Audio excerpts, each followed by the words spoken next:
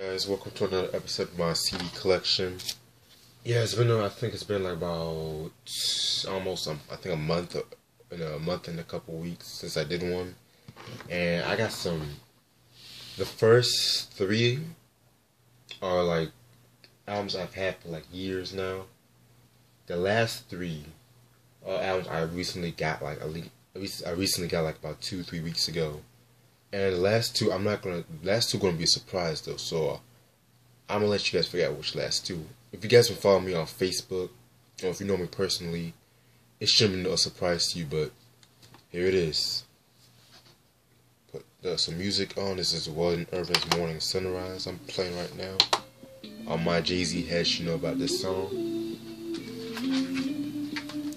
First song I'm about to do today is Public Enemy's second studio album. It Takes a Nation of Millions to Hold Us Back, released in 1988 on Def Jam on the Columbia. You guys should know who Public Enemy are, and they are, like, in my opinion, the greatest group in the hip hop history.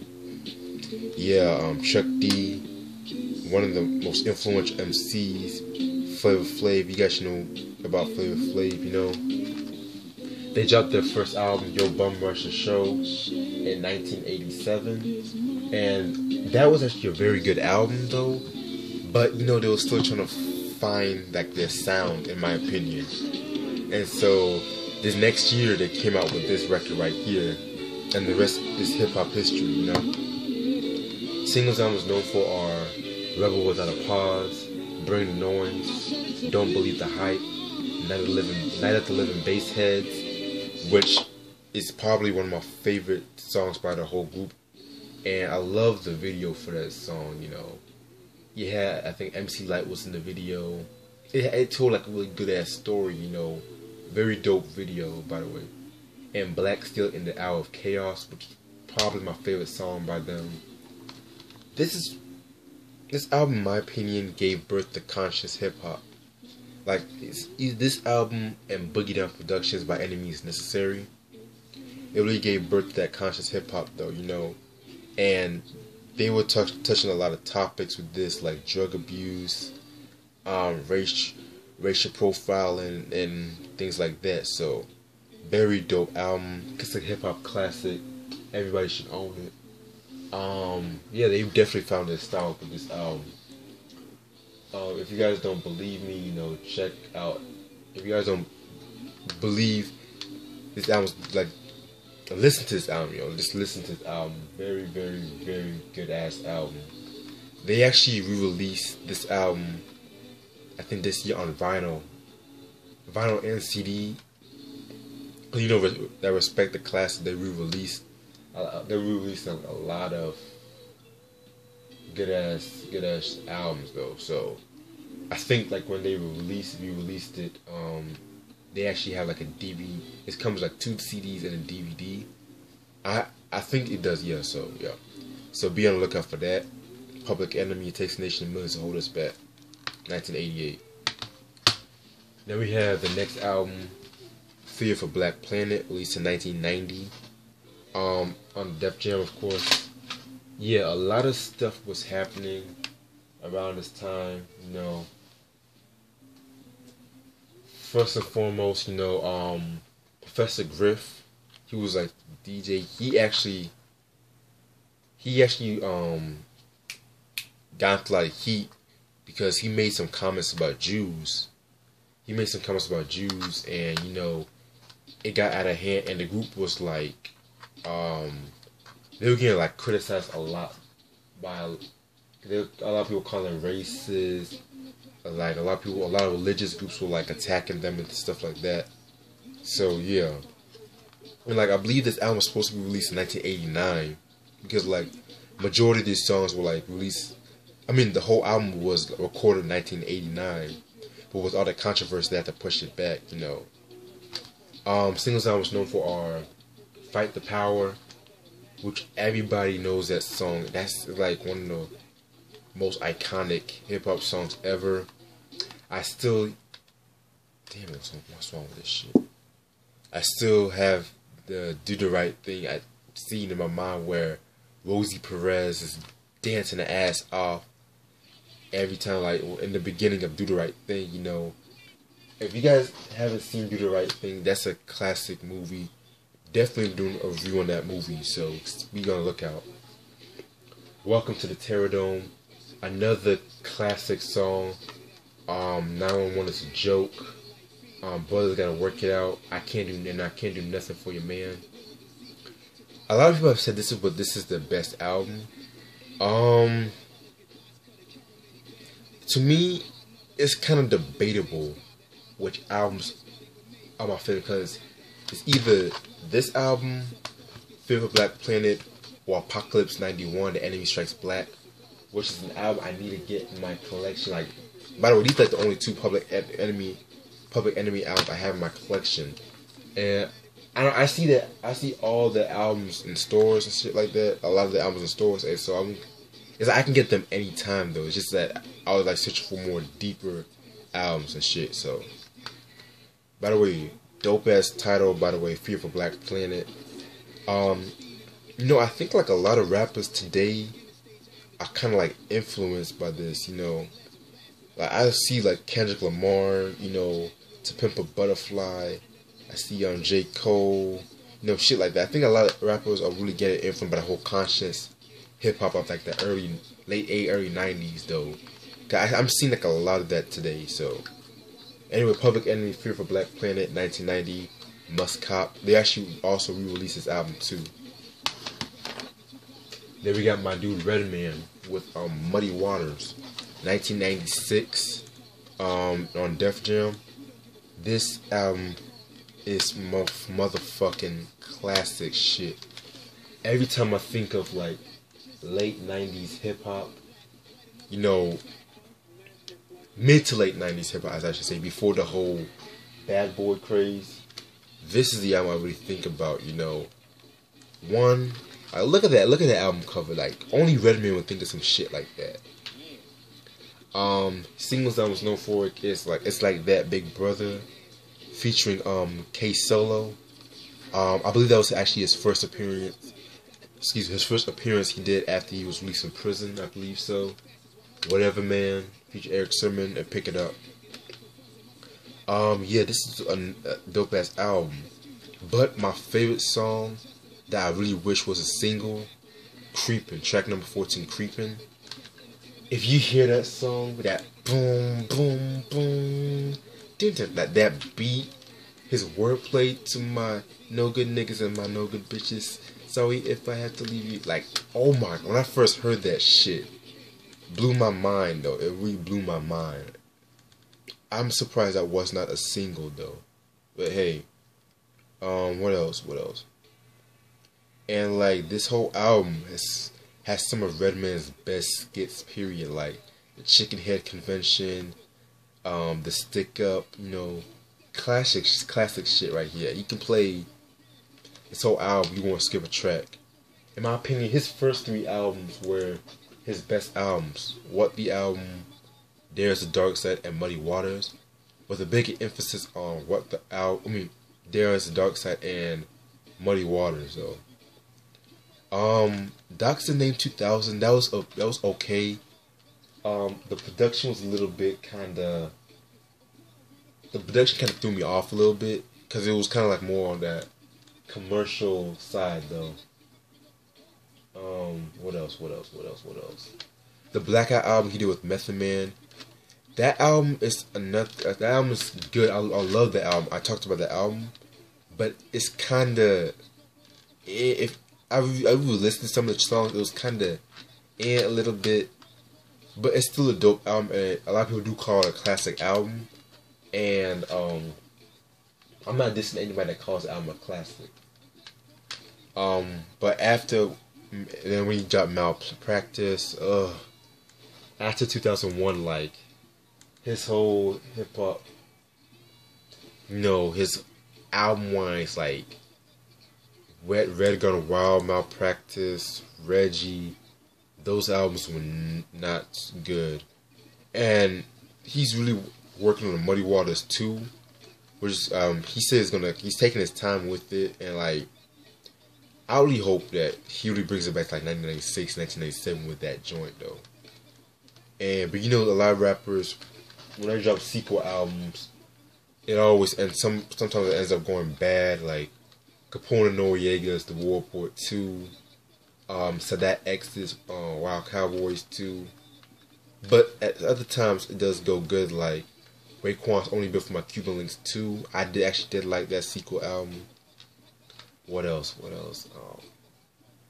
Yeah, I can't really think of a lot of sequel albums right now. I'm kind of getting off topic, but Redman's Muddy Waters, released in 1996, must have. Next album is Toni Braxton's eponymous debut album, and released in 1993. You guys should know who Toni Braxton is. Definitely one of the best R&B singers of her time. I mean, she's still dope today. I don't give a fuck. She's still dope sometimes. And of course, like she is the sister of Tamar Braxton, who is right now she's killing the R&B game. You know. Yeah. So this is Toni Braxton's first album, and in my opinion, one of my favorite albums from probably my second favorite album. For my first one got to be The Heat. Sexy ass woman right here. I don't give a fuck what nobody says. Singles I was known for are Another Sad Love Song, Breathe Again, 7 Whole Days, dope ass song. I love the beat. I love like the beat to that song. You Mean the World to Me, another popular song, very popular song. I Belong to You, How Many Ways. Yeah, she won a lot of awards for this song. For this album though. This is a very, very, very dope ass album. Like you play this album, it'll take you back to like 1993. And like 1993 was a very good year for R&B. Like R. Kelly, 12 Play, Babyface was doing his thing. Like Babyface, best producer, R&B producer of the decade. Like this cat was produced for everybody, you know. And he produced for this album too, and some of his best productions on this album. And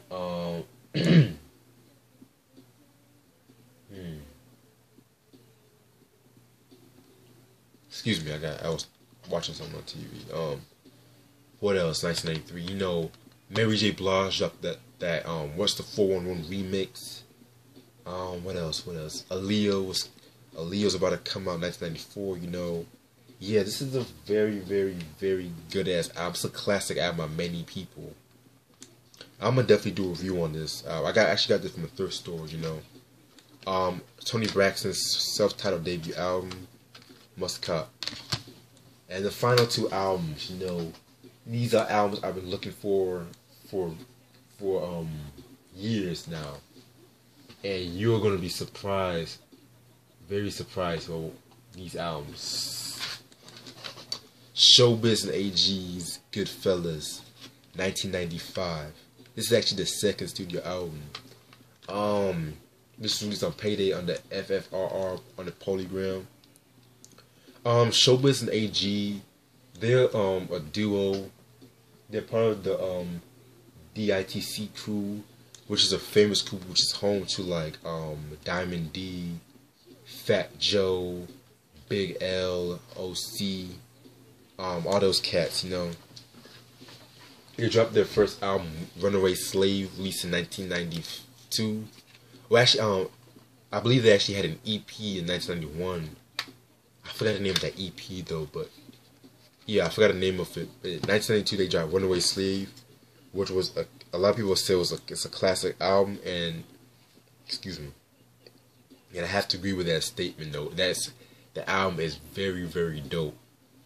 Then like 3 years later, they dropped this gem, and in my opinion, this is a far more superior album than Runaway Slave. They only came out with a couple singles like Next Level. Although the remix, the DJ Premier remix, the Nighttime mix, that remix, in my opinion, shits on the original version. Although the original version is good though, listen to that, like, listen to that remix, like, that beat, damn, that beat is out of this world, you know. What else? Got the Flavor featuring Party Artie. Wait, hold on, I forgot one of the dude's name that was on.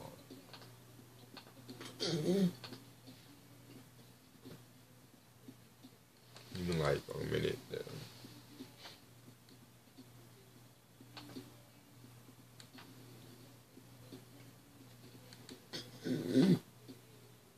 Yeah, it was Party Artie, rest in peace to him, D-Flow, Wally World, and Method Man. And in my opinion, Method Man, he killed that track. Even though like he repeated on the end of the song, like he only had like about a couple bars. And he just murdered that song. And I'm surprised he never had like a longer verse on that song. But hey, what else? What are other singles?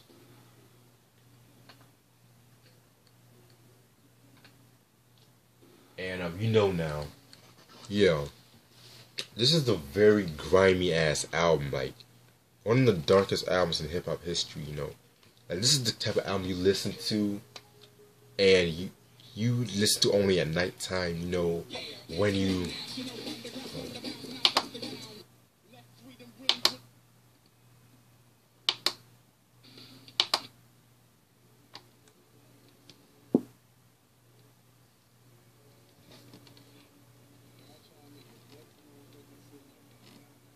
Excuse me, trying to find a good song.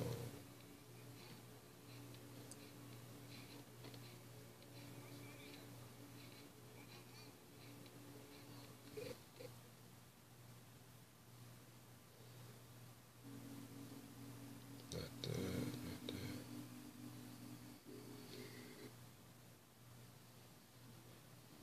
Yeah, sorry about that. I had to find another song, you know. Okay, now this is the type of album you listen to when it's like nighttime, when if you like cruising like in your neighborhood, like chilling, you know. Perfect ass album to listen to, you know. Dope album cover, by the way. Showbiz and AG, Goodfellas, released in 1995. This album's actually out of print. I know, and like the crazy thing about it is like I was actually very lucky when I picked this album up, because usually they sell this album for like $40 to $50 on Amazon, but I actually got it for about $15 though. So I was like, fuck it, I'm getting this shit. So Showbiz AG, Goodfellas. And my last album I'm gonna do today,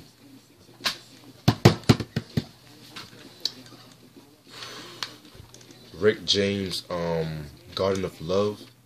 This is actually his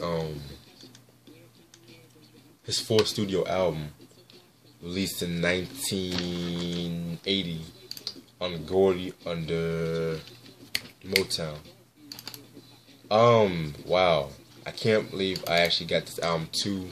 This is another album where they oversold it at first, and this album was really like it's my opinion, it's probably my favorite Rick James album he has ever done, because like this is the album where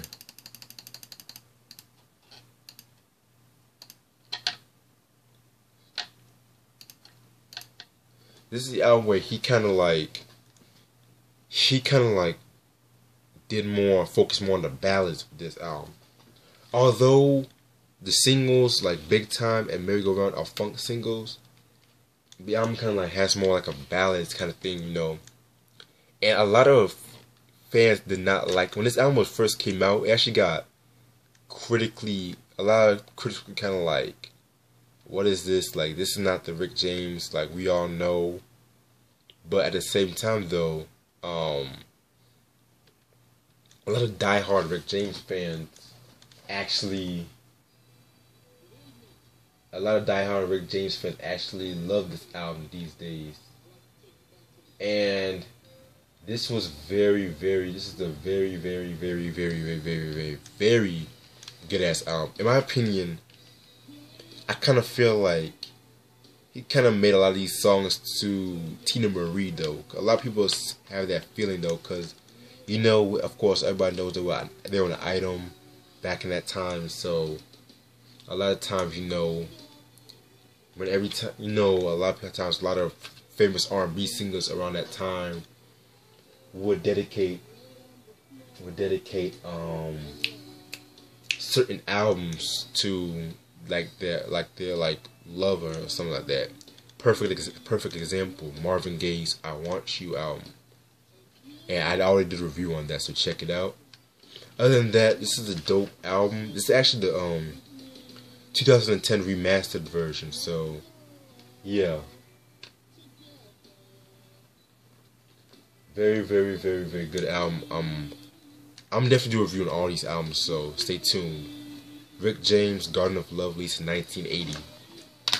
And that's my CD collection. Stay tuned for more shit. Peace.